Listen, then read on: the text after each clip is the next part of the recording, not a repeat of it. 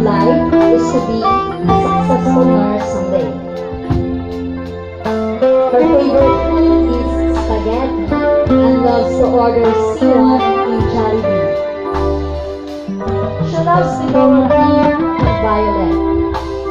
For her, nothing compares with her family because for her, they serve as her inspiration in achieving her dreams.